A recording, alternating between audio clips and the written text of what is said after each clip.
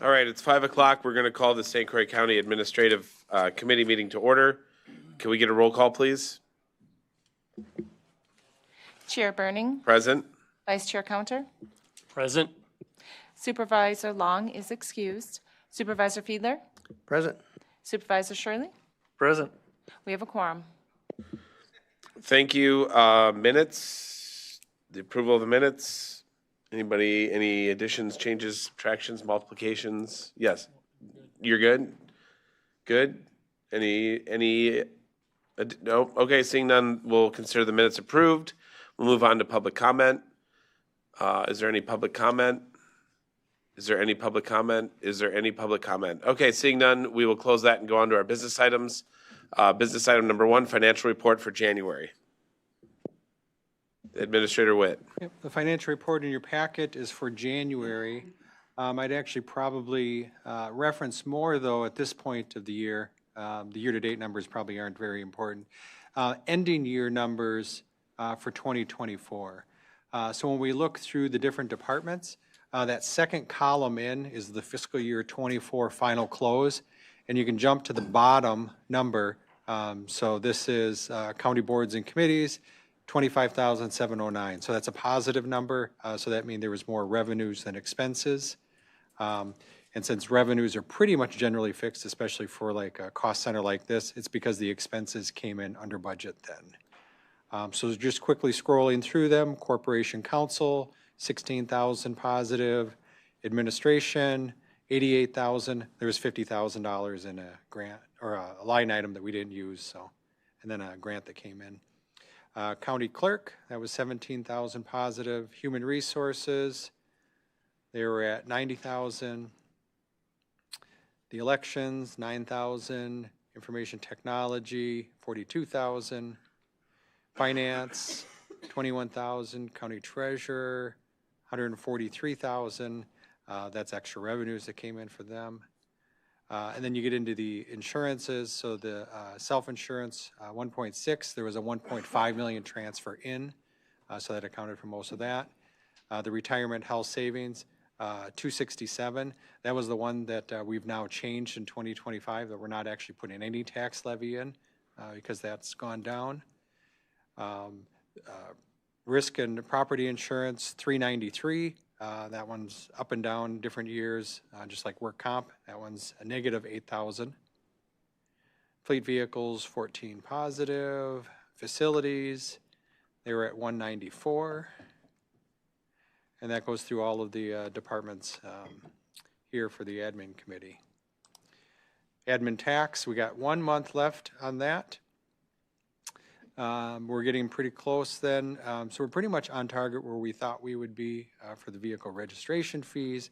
And on sales tax, we're really close to where we should be. So if this last number here is 1.1 million, I'll be happy. Anything less than that, unhappy. Anything more than that, well, still happy, I guess. That's where my happiness is defined, is at 1.1 million. The capital projects, so these are all the new projects that are added on, so none of those are closed out yet. ARPA, though, we've got it down to just the last 2 lines for the ARPA projects that'll close out here in 2025. So any questions on any of the financial report? Are there any questions for the administrator on the financial report? Any questions? Any concerns, comments? Okay. That'll close that portion of the agenda. And, number 2 will be consideration of regrade request for county engineer position. So Administrator Witt, if you would take that, or Audrey, if she's Audrey's. Well, that's a different Audrey. Hello. Hello. I'm This is Abby part Kimberly. of the A team. Yes, Abby Kimberly, one of the HR advisors. So we are requesting to regrade the county engineer position from grade 29 to grade 30 after a market analysis showing that our pay is below competitive rates for positions that also require a professional engineer PE license. So this role is crucial for cost savings in the design and construction administration. In addition, to improve our recruitment, we're looking to create a senior engineer position. This will be or used for a career pathway for engineers who will be working toward that PE license. The role will have similar duties, but will not require a PE license, and will work under the supervision of our highway commissioner, who does hold a PE license. This change does not increase the FTE for this position. We are looking to fill the position based on the qualifications, so that's how that 1.0 FTE will be used, and the estimated fiscal impact is $4,500 for this. I think Robbie wanted to speak to it a little bit also. If you wanted to, Robbie, you don't have to. Come on up, Director.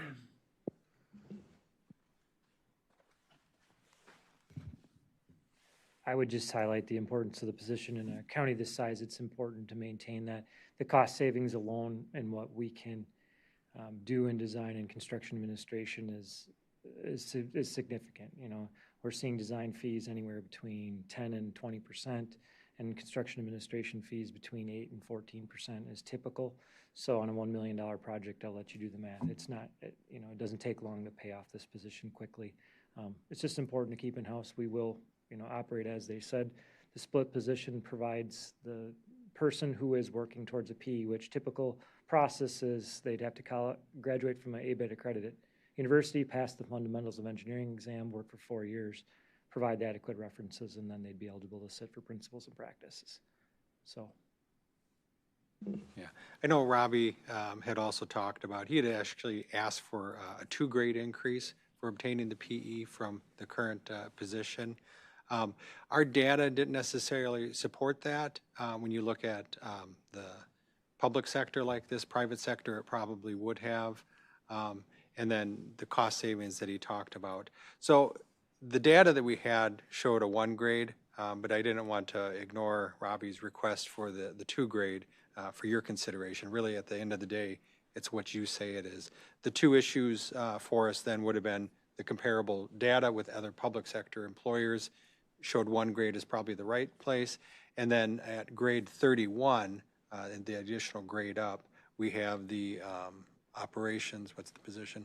Operations manager, patrol superintendent. Yeah, at that position. So you'd be placing the engineer at the same level then as one of the higher up management positions within the highway department. So the internal comparables then, it creates just a little bit of challenge with that, although Robbie, I think, could address that issue too. Yeah, those are 2 wildly different positions. Our operations manager is in charge of day-to-day operations of our entire organization, and it's an important position. It doesn't necessarily come with the same requirements as far as professional certifications or liability in order to design a plan. So your professional engineer works hand in hand with the operations, but ultimately it's a completely different role. It's less supervision and day-to-day operations as it is, you know, some of your larger design projects, as well as cost savings, value engineering, as well as just day-to-day implementation of our engineering programs, from utility permitting, you know, within the right-of-way to driveway access management. We also taken in, instead of outsourcing some of the stormwater reviews through community development with plats, we've been able to handle that in-house to try to reduce costs and quicker turnaround on those things as well. So the reason I'd make the argument is there's just not, Dunn County, Eau Claire County recently went through this. Eau Claire County was open for over a year. They pulled someone from Indiana with very little experience in civil. Dunn County hired one within a year, lost him back to the same firm that he came from for a significant increase. We're also going to be recruiting against the city of New Richmond, who also, their city engineer also just filed his resignation papers at the end of the month. So we're going to be recruiting in a pretty tough market as well. So the request tonight is splitting that position so that he creates more flexibility, so PE or a non-PE, and then what the grade of those positions be. The non-PE engineer, grade 29 is the recommendation, which is the current grade of the engineer, and then whether you want to go to 30 or 31 for the PE position. And if you have any questions for Robbie or for Abby, they'd be happy to answer them. And if I may add one more thing, if we do hire someone that's transitioning and able to get to the PE, we'd want to hold that next position open to promote them into it. Because within the field, once you obtain a PE, that's your value to a private firm becomes much higher, and we wouldn't want to train them, get their PE, and then walk out the door a month later. So recruiting is going to be part of this equation as well. Recruiting and retention, excuse me, would be a big part of the equation. Yeah, so I think we're looking for a motion to come to the floor. Is there a motion to bring this forward?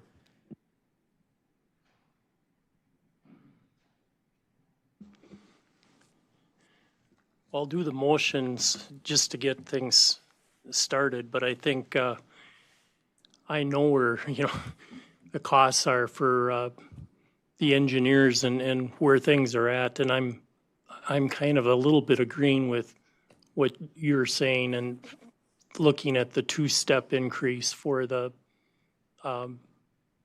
if they have the degree and they're willing, and part of that also is so that we can maintain them and keep them here. I'm real concerned about bringing people in and then it's a stepping stone and then they're finding another job at a better pay and then we're back in the same position again trying to find somebody. So I'm looking at the impact that this is financially. I think in the end we would come out ahead just because otherwise, we're going to end up where we have to contract this kind of work out with other people if we get overloaded or overtaxed and putting all the responsibility on you. You're already dealing with a lot as far as doing the management and then to oversee the physical engineer aspects and having the liability on your shoulders as oversight for them just adds a considerable amount extra in your job. I'm sorry, too long. Yeah, so the motion is just, the 2 grades up and then the assistant at the flat where you're at currently. Okay, there's a motion. And is there a second? Second. Second by Fiedler. Fiedler, Supervisor Fiedler, did you have something to say? Well, I didn't want to, I think Scott was going to continue with something. Oh, well, I was. Do you want to? No, I said way more than I should have. Okay. All right, Supervisor Fiedler. I was just going to kind of say a little bit along the lines of what Supervisor Connor was saying, but I had a couple of questions. One, had this issue, I know it's in front of the admin committee as a personnel issue, but did it come up at the transportation committee? Yeah, we discussed it this morning. So, And they're very supportive of, we brought it up and they're supportive of the recommendation. which one, yours or the administrators? They're supportive of getting an engineer on staff. That's what they're supportive. And, we highlighted that. And I do feel strongly, what I would tell you as a trend across the state, what we're seeing is professional engineers aren't applying for the highway commissioner position in frequency anymore. And I feel strongly this county is best served having a PE on staff. I'm not looking at going anywhere. I'm looking to retire here. But long-term building that plan, I think this makes the most sense. And whatever we have to do to get that position in, I even told Ken, don't give me any more levy. I don't care. I'll pay for this position by keeping the work in-house and getting it done and turning it around. I mean, it's not hard to justify this position and pay for it quickly. So it's something, if we can get someone in, we've been recruiting for 9 weeks. And we've had 2 applications, neither of who are qualified nor had professional engineer license, and one couldn't even obtain one. So we have not got any interest in the position. And then my second question would follow along those lines. What would be the cost of a 2-grade upgrade as opposed to the 1? Would it be $4,500 more? Yes, it's just shy of $9,000. And then I think the director mentioned an alternative to how it would be paid for. And I think what he was saying was he could pay for it internally, so there would be no additional tax levy. Is that what you were kind of saying? If I can get an engineer in the door, I'll figure out how to pay for it. Okay, thank you. Supervisor Shirley, you're called on. I agree. I think bumping them up to two grades makes the most sense. And even if you were, like Robbie said, once they get their license, there's so much more, what do you want to say? So much more important, or could get swayed to some other firm or county or what have you. For $4,500, I'd rather have somebody that's going to stay rather than just train and leave. Is there any other comments on this motion? Any other comments on this motion? Any other comments on this motion? Hearing, Just a clarification. yes, Supervisor Fiedler. I think, I've got the screen in front of me for the background, but I think what the proposal was the one-step increase. I think Supervisor Counter moved a two-step increase, so he kind of amended the motion as he made the motion, sort of. Is that what we understand, that the motion is for a two-step increase? Okay.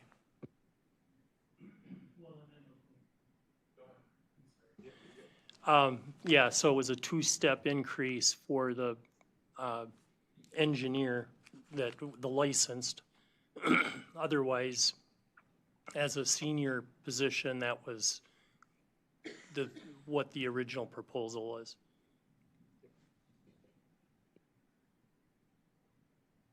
Are there any other comments? Any other comments? Any other comments? Okay, hearing none, we'll call the question. All those in favor of the resolution signify by saying aye. Aye. Any opposed, say no. Motion is approved unanimously. All right, next item of business is resolution amending personnel policy for outside employment. Okay, so we have revised the outside employment policy to better align with the evolving needs of our employees while still maintaining our commitment to ethical standards and public trust. So the new policy clarifies the definition of outside employment, exempts volunteer fire and EMS work, and takes a more supportive approach encouraging outside employment as long as it doesn't interfere with their county duties. It replaces the more restrictive tone in the previous policy, which focused primarily on prohibiting outside work. And additionally, we enhanced the disclosure process and provided more detailed guidance on prohibited activities, particularly around confidentiality and the use of sensitive information. Excellent, thank you. Is there a motion to bring this forward? Is there a motion to bring this forward? I'll move that we bring it forward Okay, we have as a motion. proposed. We have a motion by Supervisor Fiedler to bring forward the resolution amending personnel policies. Is there a second? Second by Shirley. Discussion. Is there any discussion or comments? Any discussion or comments? Any discussion or comments? Okay, hearing none, we'll call the question. All those in favor of the resolution signify by saying aye. Aye. Any opposed, say no. Motion is approved unanimously. Next item of business is resolution supporting Frontier's grant request through the Broadband Equity Access and Deployment Program. And actually what I will do is I will switch number 4 and number 5 since we have a guest from Comcast here. So number 5 is now number 4, which is resolution supporting Comcast grant request through the Broadband Equity Access and Deployment Program. So does anybody not over here want to explain what's going on? Administrator Witt, maybe? Yeah. So just background on BEAD. Wisconsin was allocated $1 billion to be doled out to improve broadband access. A lot of that's going to come through as grants for ISP. The providers are put fiber into the ground to get it to all the residential properties and business properties that don't currently have access. So their first round of grants is coming up. And so they score extra points, the ISPs, when they write their grants, if they can get resolutions of support from the local units of government. And so we have 2 requests tonight. One is from Comcast. They're looking at a project that's in excess of $10 million. It'd be a 75% BEAD grant, 25% local match by them. And basically, the map that they are able to provide shows about 1,500 to 2,000 residential properties in St. Croix County that are eligible properties that don't currently have a broadband speed that is at acceptable levels. So these properties would be eligible for an ISP to bring a service past them. So we do have Megan from Comcast here, if there's any additional questions. Megan, would you like to come up so we can grill you? I mean, talk with you? No, I'm just kidding. I'm just being funny. And thanks for being here, by the way. Absolutely, thank you. Yeah. And my name is Megan Shea. I'm the Director of Government Affairs at Comcast Midwest Region. And I'm here to answer any of your questions. I sent around a packet to tell you a little bit about Comcast. As you guys probably know, we have been serving areas of St. Croix County for quite some time, including here in Hudson and down in the River Falls area. And so it really makes sense for us to look at this opportunity and grow from there to provide fiber to even more residents in St. Croix County. I will note that the 75-25 is the BEAD requirement. So as we sharpen our pencils, I imagine that we will have a very competitive grant, but in an open forum, I don't want to share too much about what that grant request might look like because it is a competitive process. But on top of getting fiber to the premises to all of those residents, they would get all of our services that we would offer, including mobile, cable, home security, all of those great opportunities that come with a Comcast connection. Do you have an idea of how many homes, if you get the full grant, you'll be able to reach? Did it say in here? Yeah, so it will be approximately 2,000 buildings. So what they have on the map is what's called a broadband serviceable location that is determined by the Office of Broadband to be or underserved. And so it'd be 2,000 homes. So extrapolate that out to how many people live in homes or businesses that are qualified under those broadband serviceable locations.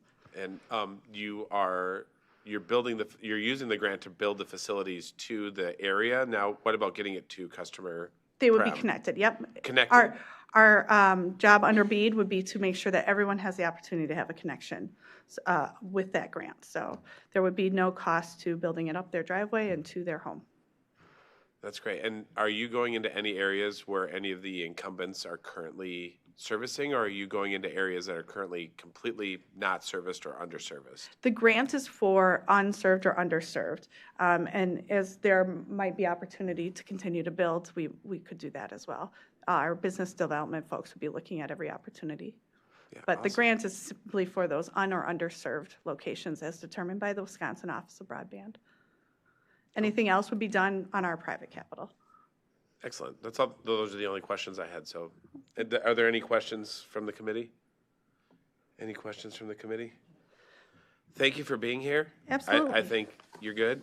You've think- got my support. So thank you for reaching these households. And the only other thing I'll note is that we build a network for the future. So every 2.5 years, we're doubling our capacity. We're not set it and forget it broadband company. So we'll continue to serve those residents well into the future. Fantastic. Did we bring this forward? Did someone make a motion to bring this forward? Oh, no one did. So we need a motion to bring this forward. Anybody like to put their John Hancock on that? Supervisor Shirley, would you like to make the motion? I'll make a motion to support the resolution of Comcast grant request through the BEAD program. There's a motion. Is there a second? I'll second. Second by Fiedler. How about discussion? Any discussion? Any discussion? Any discussion? All right, hearing none, I'll call the question. All those in favor of the resolution supporting Comcast's grant request signify by saying aye. Aye. Any opposed, say no. Motion is approved unanimously. Thank you for being here. All right, now we'll go to the next one, which is resolution supporting Frontiers grant requests through the Broadband Equity Access and Deployment Program. Yeah, if you haven't heard, Wisconsin was allocated $1 billion for BEAD. Just kidding, guys.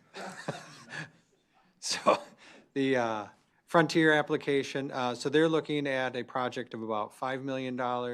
And they did provide, so their project is primarily serving the northwest corner of the county and approximately 467 properties that they would be serving. They've highlighted those on their map. Yeah, well, this map is showing the area that they're proposing to serve, and this map is the serviceable areas according to their BEAD eligible criteria. So this is what they're writing the grant for. So is there a conflict between what Comcast is? Are they both going for the same thing? They may be. So what does that mean if we support both of them? It's kind of weird, isn't it? That's up to you. It's only weird if you make it weird. Touche. So is there a motion to bring this one forward? Is there a motion to bring this one forward? I'll make the motion, we bring it forward.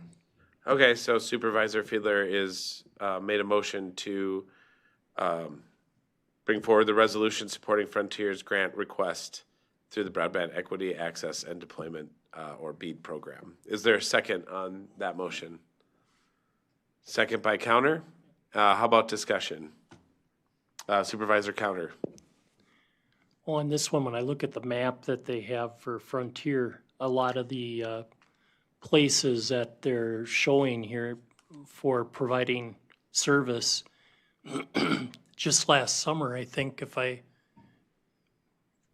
don't think I'm wrong on this, but I think a good portion of all those areas were also just done by Northwest Communications. They received the grant and they had extended most of that whole area has been fiber served through the main lines, but they haven't done the connection to all the residential yet. So, I mean, the competition's fine. I'm just hoping that we're not dealing with this where everybody's putting a separate fiber in for every single company, and especially when we're having issues with trying to cover the cost. So, but I just wanted to bring that forward. Yeah, thank you. Is it possible, Administrator Witt, that we get someone from Frontier here, or can we move this to, does the county board need to approve this after we do? Yeah, the grant application deadline is next week, which is actually before the county board's going to adopt the resolutions. What I've suggested to both ISP providers is that they tell the grant packet that the resolution is on the way, that it'll be approved a week later if the county board approves it. But a month delay would probably be a little long on that.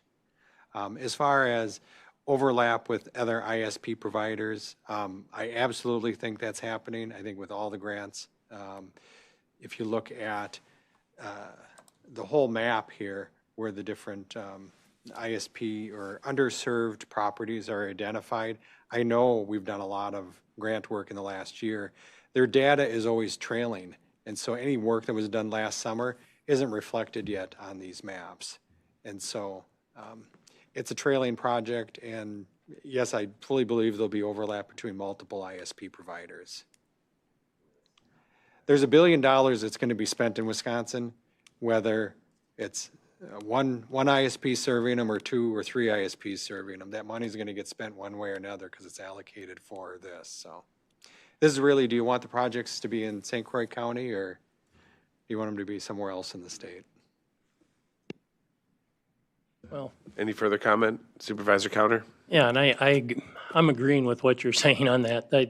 It also instills competition to ensure that, you know, we have fair rates and those things too. If you have multiple servers that are in that area, at least then there's some choice. In the past, a lot of these areas that they're there, Frontier already has service on DSL, and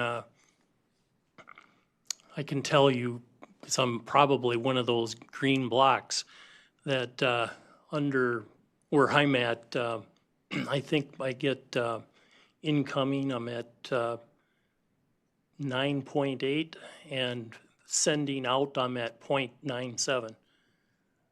So I can barely use, and that's DSL, so that's supposed to be, and that's if the kids aren't home from school and start streaming. So I'm looking forward to them getting the connections and being able to have some competition. I need to watch your Twitch handle when you play Fortnite for sure. Are there any other comments? Supervisor Shirley? I guess the only thing I note on the two different proposals is that the one from Frontier, they're calling out as the final mile versus, I'm not sure that is what Comcast is saying. So maybe that's, like Supervisor Counter was saying, that area has been, the mains have been in, but the final part hasn't gotten any it either, so. Are there any other comments? Are there any other comments? Are there any other comments? Okay, hearing none, I'll call the question. All those in favor of the resolution signify by saying aye. Aye. Any opposed, say no. Motion is approved unanimously. All right, so next up is consideration of warranty deed for the transfer of 450 square feet of the St. Croix County Fairgrounds to the Wisconsin Department of Transportation. Administrator Whitt, if you'll take that, please. Yeah. The DOT is doing a project on Highway 128. I don't think it's this year. I think it's in 2026 that they're planning it. For some reason, they need this small section right out of the fairgrounds. It's about 450 square feet, so, probably half the size of this room. It's not very large, but it's immediately adjacent to Highway 128, and they're willing to pay us for it. So $1,250 is the price they've offered. Is there a motion to bring this forward? Motion to bring the Supervisor Fiedler? No, Supervisor Counter. Excuse me. I would make a motion to consider the warranty deed for the transfer of 450 square feet to the St. Croix, from the St. Croix County Fairgrounds to the Wisconsin Department of Transportation. There's a motion. Is there a second? I'll second it. Second by Fiedler. Discussion? Is there any discussion on this? Supervisor Counter? The only question I have with it, is there any concerns or anything with what they're doing where there would cause limitation to the fairgrounds for whatever they're doing or whatever the long-term plan is for it? Does it give any cause that we would have concern for that? I don't believe there's any long-term concerns with it. I have talked to Gail Meyer, head of the Fair Board. There actually is an electrical outlet that's in that 450 square feet that the DOT will pay to have moved. So Gail was fine with that. She didn't have any objection to moving that, so. Is there any other comments? Are there any other comments? Are there any other comments? Okay, hearing none, all those in favor of the resolution or by the motion can signify by saying aye. Aye. Any opposed, say no. Motion is approved unanimously. Number 7, resolution amending the rules of the Board of Supervisors. Would Corp Counsel like to take this? Yeah, and we do want to go through them one by one, just to make sure that you're understanding each one of them. So if you just be patient and hear us out on them, so. So I can go through the memo, Ken, if you want to bring up the page numbers, if that's easiest. I'm just bringing this up. So the items that we are bringing to you today are for consideration. So the first one is on page 11, Article 3, removing an 8:30 from the organizational meeting time. This last year, I think we had it at 10 o'clock. There's no requirement in the statute that it be at 8:30, so this gives a little bit of flexibility in scheduling that organizational meeting the third Tuesday of April. Next one, page 12. This was a recommendation from Chair Long at the last Administration Committee meeting. So language is added that the board chair has the authority to remove items from the agenda that are deemed non-essential to the business of the county board, subject to the appeal process set forth in Article 3, Section D.7. I think this one, maybe pause and talk about this one, because this does give the county board chair a lot of authority to remove an item off the agenda. And while there is a process to get that back on, it could take 2 to 3 months to get that item back on the agenda once the chair has decided that the chair doesn't like it and he's going to remove it. So talk amongst yourselves here. Well, I think, doesn't number one just give the authority for that anyway, expressly? So the board chair determines the items on any county board meeting agenda. So that determines whether or not an item is on there or not. I mean, isn't that kind of expressed in that statement, in that sentence? So this is kind of an extra statement on it? Yes, I would say yes. And so if we scroll down to Article 3D7, there is an appeal process in our rules already, right there, that indicates how a supervisor could get an item on the agenda under the future agenda items. So let's say, for instance, the administration committee passes a resolution and the board chair decides to not put it on the county board agenda. Under future agenda items, one of the board supervisors could say, I'm requesting that the resolution that was passed at administration 2 weeks ago be put on the next county board agenda. If it doesn't appear on the next month's county board agenda, then there's an appeal process where under future agenda items, a supervisor could say, I asked for this to be put on the agenda, it wasn't. I'm appealing the decision of the board chair to not have it on the agenda, and you would need a majority vote of the supervisors present in order to pass that motion to overturn the chair's decision. As Administrator Witt indicated, it's just that process could take a couple months. But you're right, if you read the plain language of how the rules read right now, the board chair already has the authority to set the agenda for the county board meetings. So do you find this to be an unnecessary addition? I think it was specifying the language to make it clear that the board chair can determine what is non-essential to the business of the county board. But if it's already expressed, then what else are we not? Else are we missing then if we're going to line item what the authority is? If there's already an appellate process to this, then to me, it doesn't make any sense to have just this item be stated, because the county board chair can also add items to the agenda. So then we should add that on there then, and then what other things are we missing? It could be redundant. Well, and it also just could create a quagmire but it doesn't say it specifically, whereas right now it's just one item, one line, and it's expressed in there.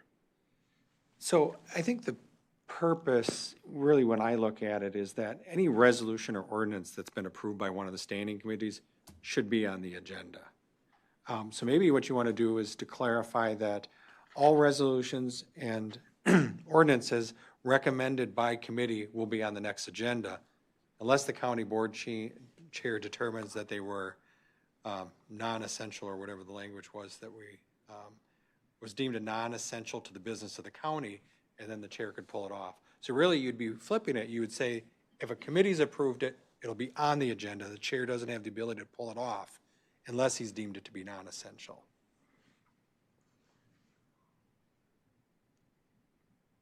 So I'm just trying to think through, what it is ultimately that you want. Do you want actions by the committee to be on the agenda, or do you want the chair to have the discretion to do that? If you just want the chair to have discretion, they probably have that with the current language. So my question would be, by default today, and has been practiced in the past, has it not been that a committee passes something to go onto the Board of Supervisors agenda as a whole, and when has it not appeared on there? Have there been instances of that happening? No. Yeah, we don't believe it's ever happened. So we've been kind of carrying the practice as I explained it. That's the practice that we've implemented.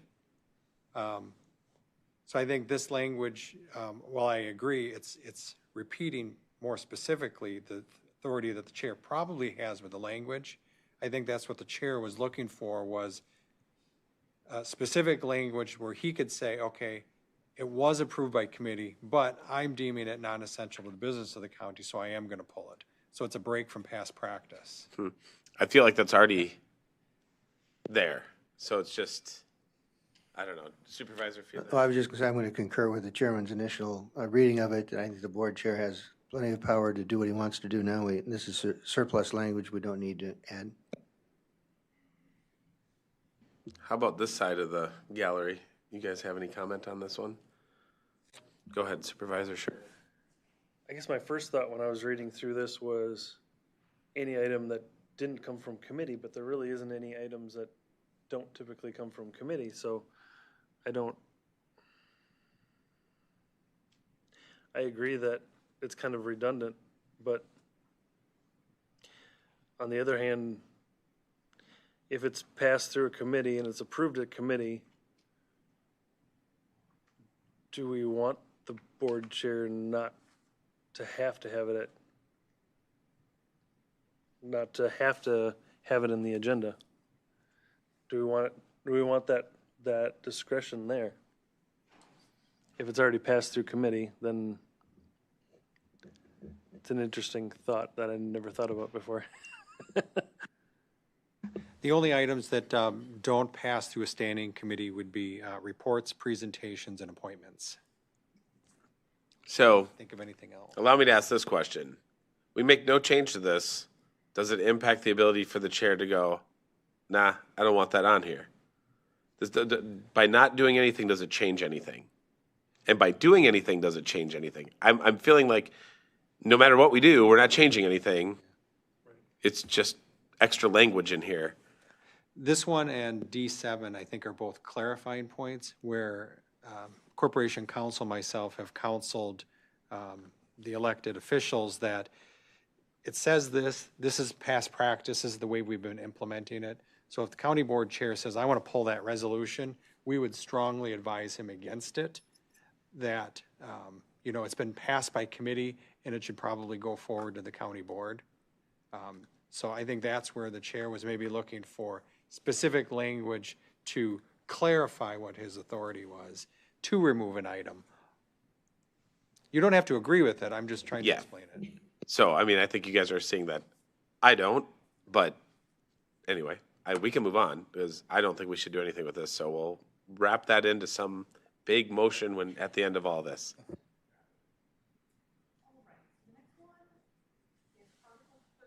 Sorry, Article 13, Section D2, so we're not quite there yet, Ken, sorry, right there. The order of business. So this is just consideration of removing invocation under the order of business and leaving just the moment of silence. And Ken can speak to this, or I can. Yeah, this came up, we didn't redline this one because I didn't think you guys would approve it, for one thing. But it has come up that the invocation on the agenda has turned into more than that. We had a 12-minute sermon 2 months ago, right in front of a 4-hour meeting. And then last month was a 6-minute commercial for the Willow Church, because he said it like 100 times. So really quick, can I cut you off? Yeah. I agree with you. I think we just need to address that with our ministers, and I think that's as far as we really need to take it. If we can leave it at that, I would. That's fine. I had complaints. I said I would bring it up. Trust. So it's been brought up. Get it? Yep.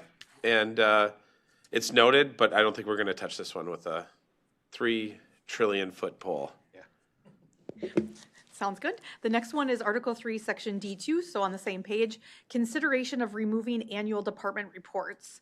A change in the whole reporting concept would be to move all the annual reports to the beginning of the year at the April Committee of the Whole Budget Priority Meeting, making the reports more timely and more useful at forecasting future budget needs. So we'd ask that it be removed from the order of business at regular county board meetings, and then we would have everybody report on their departmental reports at the April Committee of the Whole. That seems to be more logical because that's when you're addressing what the budget should be for the year, the next year. Ken could probably speak more to this, but that was the recommendation, to remove this item from the monthly county board meetings. As you know, it's at the end of the agenda. Most of the time, departments are saying, my report's in the packet, you guys are all tired, do you have any questions? It maybe is more useful to have it at the April committee of the whole meeting. Yeah, so I'm going to speak to this one because Administrator Witt and I talked about this last week, and it's something we had been talking about for the last couple of years. Individually, as supervisors have brought up little things over the last 2 or 3 years. And I think what Administrator Witt did is he took a culmination of a lot of different comments from a lot of different supervisors and said, I think putting this all in one meeting where the department heads come up and talk at budget time, what we did last year, have it in some sort of uniform that plays into what the next budget's going to look like, and that's how we're able to start forecasting and really figuring out like what the budget needs to be. Because it's, you know, the other thing was that we talked about is if a department head gives their annual report in May of 2024, and now we're having to go back and remember what they talked about from 2023 for 2026's budget, like now we're 3 years disconnected and a whole year discombobulated on what they even talked about. And so to me, it makes sense. I know the chair, Chair Long, had some concerns over this one in particular, but I think it makes sense to have the department heads, since we're here all day anyway working on budgets, let's just go extra tired and grab extra pots of coffee and let's talk through the department heads when we're talking through the budget. So kudos to Administrator Witt for literally pulling together, I want to say it was like 5 or 6, 7 supervisors' comments over the last 2 or 3 years and coming up with this particular solution. So are there any comments on this one? Supervisor Counter? I agree with what you're saying with it's better to have them grouped so that we can have everything presented. The concern I have is that that's a tremendous volume of information that we're receiving, and whether we need to then relook at how that's presented, whether maybe we have to do that in 2 days, or we have to do, you know, just a different way so that we can make sure that we can consciously take all this information in that's given out, but yet do it, you know, in a block of time so that we can do exactly what you're saying. So we have all the information to make decisions. It's just that I'm concerned that if we say, okay, well, you're only going to get 15 minutes, and you're talking about a lot of different departments and a lot of different things. And honestly, when we get these department meetings, I listen real intently because I'm not on a lot of those committees. So this is my opportunity to catch up on all the things that are going on from those departments, and helps keep me more abreast. So when I'm out talking to constituents, I have a better background of what's going on. So I just don't want to limit them to their timeline, but yet I want to give, you know, I want to make it so that it works in aspect of what you're saying. So there might be a balance to this too, where we actually set a separate committee of the whole for department reports leading up to the budget. But Supervisor Shirley, did you have something? Another thought that I just had listening to Supervisor Counter.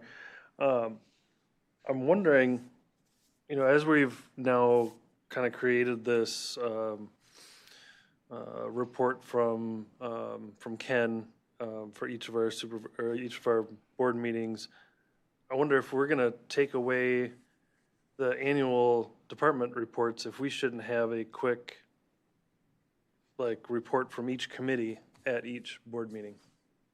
Just a quick synopsis of what happened in the last month.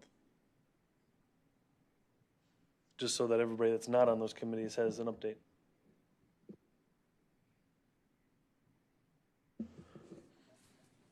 Okay. Yeah, timing-wise, what I was looking at for the reports, and I have a sample of the template, and then I did the administration department as an example then of what this new annual report format would look like. So timing-wise, though, it would be, departments would complete it in March, because generally we keep the books open through the end of February. So that's when we kind of have our final numbers. So the departments would complete it in March, they would get it turned in, and then we would use that at the April Committee of the Whole when we do the budget priority session. So each department would get up, they would talk about what their last year looked like, and it was only a few months ago now, so it's still fresh, what their last year looked like, and identifying what their priorities might be in the next budget cycle, because that's the meeting that starts your discussion about what your priorities will be. So you'll hear all the annual reports, and sort of like how I went through the financial report when I said, here's the final numbers for each of the departments, that's the exact information, how we lay it out now in these reports. So I think it'd be more pertinent. I think it'll be more related to budget preparation. It will make that meeting, though, longer. That committee of the whole, instead of an hour and a half to 2 hours, will probably be a 3-hour meeting with the extra dialogue about the annual reports. Are there any other comments on this? Supervisor Fiedler, you got anything? I just support exactly what's being proposed. You would, Basically Supervisor easy. Fiedler, because a lot of it came from your comments, so.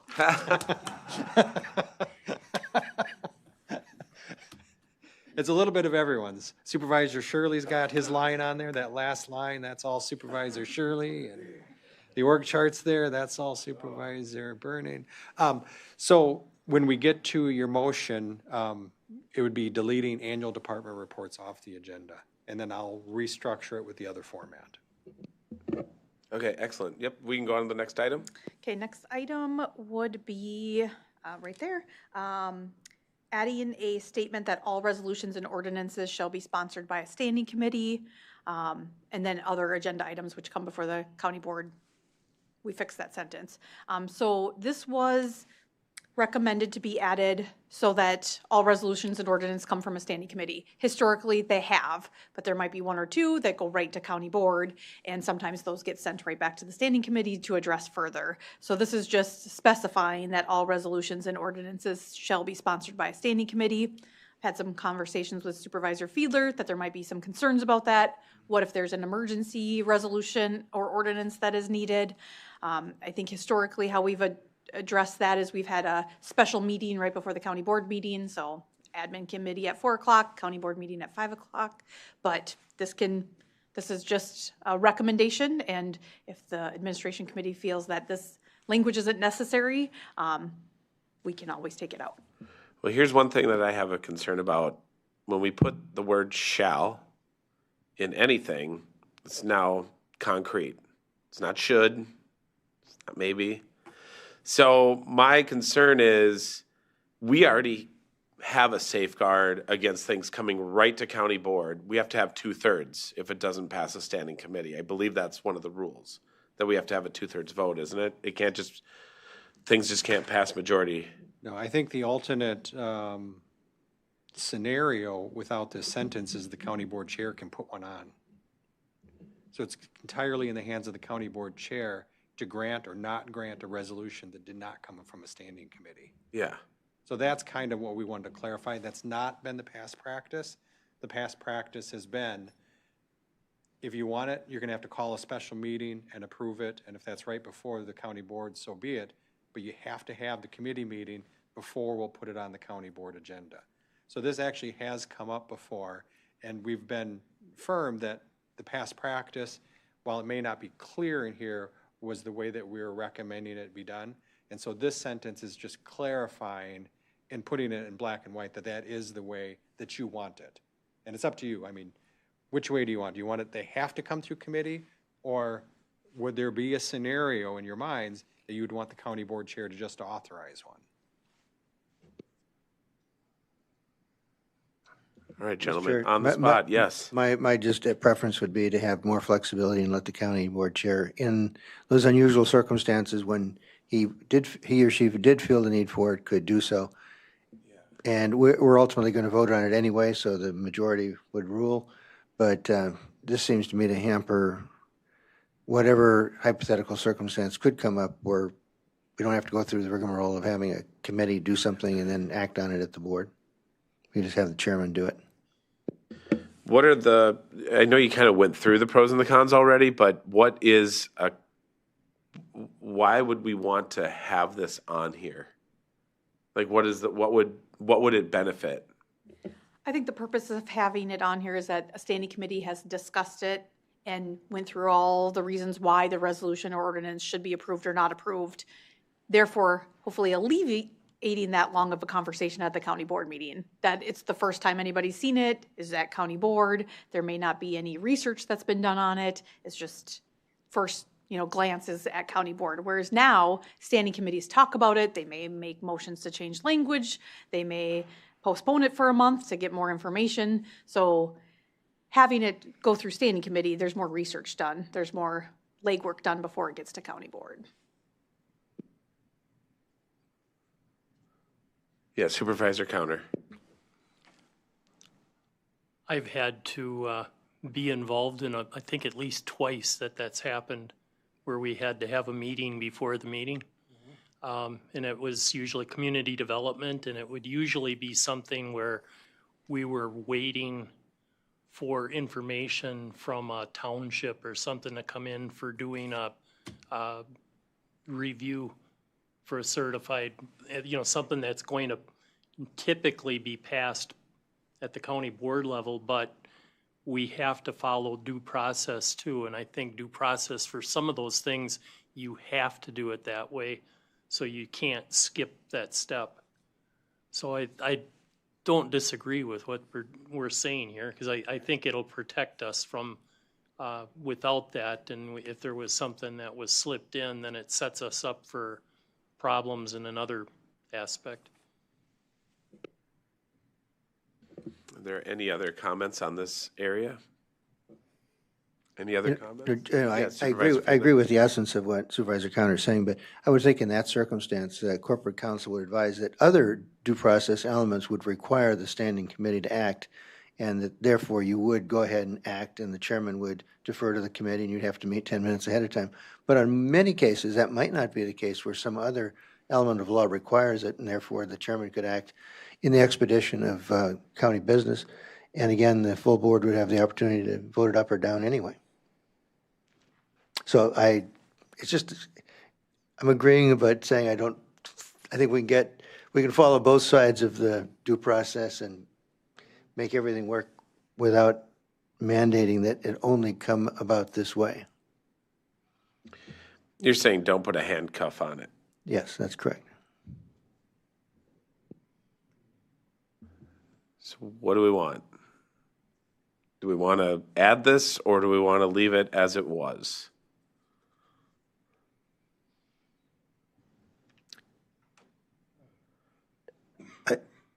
I don't know how you want to handle it. Do you want to have a formal amendment to that, or do you want to just sense what our sense? I'd leave it the way it was. Leave it the way it was prior to the change. Correct. Okay, so Supervisor Fiedler's recommending that we leave it alone and get rid of the red ink. What do you guys think? I'm with Supervisor Fiedler on this one. I'm leaning towards leaving it the way that it was. I agree that for the most part, it should go through standing committee, but in the off chance that something happens that we need to, I don't think having the word shall in there should necessarily stop something from moving forward if it's an emergency situation. Is that acceptable to you, Supervisor Counter?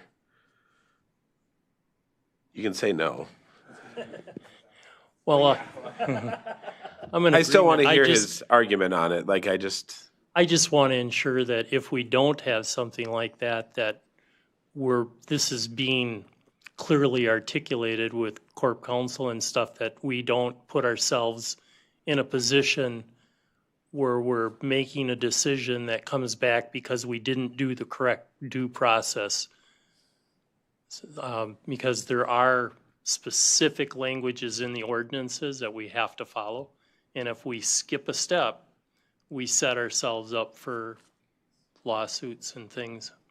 So that's the only concern I have. So it would have to be that we then are protected. We have to make sure that this stuff is being really watchfully taken care of. And our recommendation will still be, they should go through standing committees and have special meetings if necessary, even if this language is not included in the rules. And obviously for public hearings and community development, they're a little bit more particular on what we have to follow statutorily. And thankfully, the community development director is very aware of those requirements. So the rest of the modification should be fairly simple. Thank you. Could I just, Mr. Chairman? I'll just say, since we were back on the previous paragraph, I think we've got a typo. I think it's the 5th line up from the bottom after the word supervisor. I think we are missing a may. And I don't know if it's germane to our discussion. That's just a technical typo error. But I think we want to add the word may after supervisor. Yeah. Okay, page 22, Article 4, we are recommending language be added to the administration committee's responsibilities, acts as the county library planning committee pursuant to Wisconsin statute 4311, and recommends to the county board changes to the St. Croix County Library Service Plan. As you know, at the last administration committee meeting, we presented the changes to the county library service plan. IFLIS had some issues about us not having a county library planning committee. This will protect us going forward. The administration committee will just act as the county library planning committee when we update the plan of service in the future. Next one, remove Willow River Rehabilitation District as that district has been dissolved. So that's under the assignments for the Community Development Department. Let's see, next, page 22, Article 4, we changed Squaw to Apple as there has been name changes to the specific Lake Rehabilitation District. Sorry, I had those out of order. Page 23, this is a requirement that we modify language. We went over this last month. There was a change in the law, so now the county board is required to appoint someone who is engaged in agricultural use, and that is defined in the statute. I think the discussion that we had last month is whether or not, if it's a citizen member who is appointed to serve this role, whether that citizen member will be limited to voting on items specific to the responsibilities of the Land Conservation Committee. In speaking with the Community Development Director, he recommended that that citizen member be limited to voting to just on responsibilities of the Land Conservation Committee. So, not voting on parks issues. It would be specific to what's in the statute for that member. Current practice, correct. So page 23, there we're recommending language be removed regarding waivers that is completed by the Community Development Department now, and then adding language to allow the committee to hear and decide conditional use permit applications pursuant to the statute and the Code of Ordinances. This responsibility has historically been the responsibility of the Board of Adjustment, and we are now recommending that the Community Development Committee be responsible for conditional use permit application decisions, and those modifications to responsibilities is set forth in the modifications with Chapter 15 that committee will hear later this week. All right.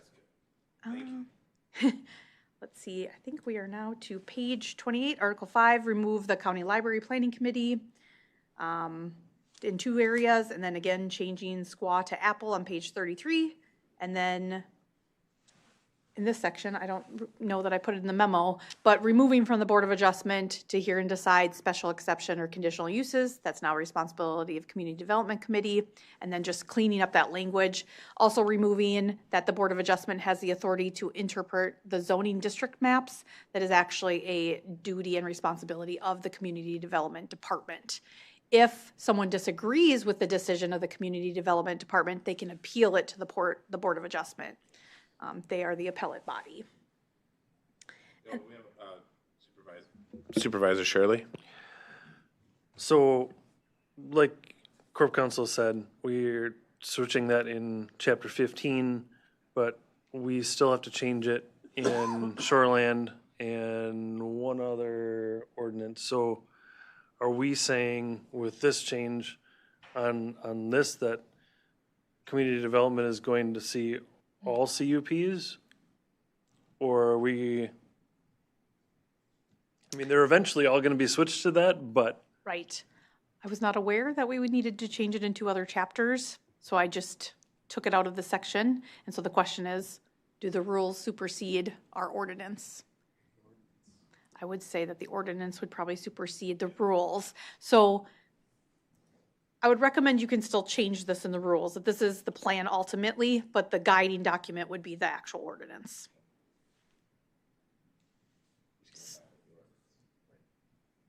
Sorry about that. And then the other changes on pages 33 are just to, again, change Squaw to Apple and remove the Willow River Rehabilitation District.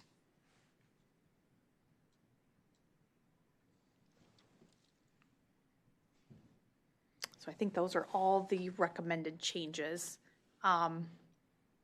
Just trying to think how they should make a motion, or if we just want to go, I mean, I think we know which ones we're not going to change. Invocation, not changing. But some of them, obviously, that we have redlined, you're not going to approve. So probably a motion to approve the changes as highlighted, noting these differences. Enter your thoughts here. Don't make me laugh.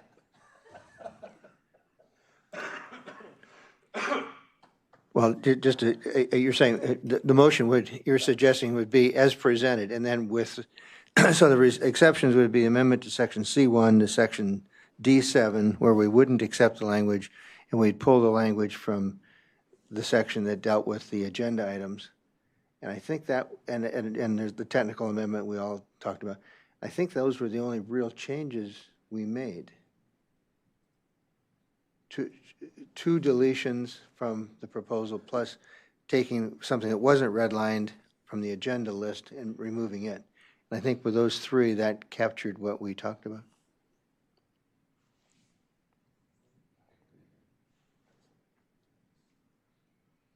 So I'll make that as a motion. If I think there was concurrence over here that that's what we discussed and we had pretty much unanimity of opinion on. Okay, so there's a motion. Whoa, wait a minute, I'm getting like pauses and waits. Yes? and then just removing the departmental reports from the order of business. Yeah. Okay.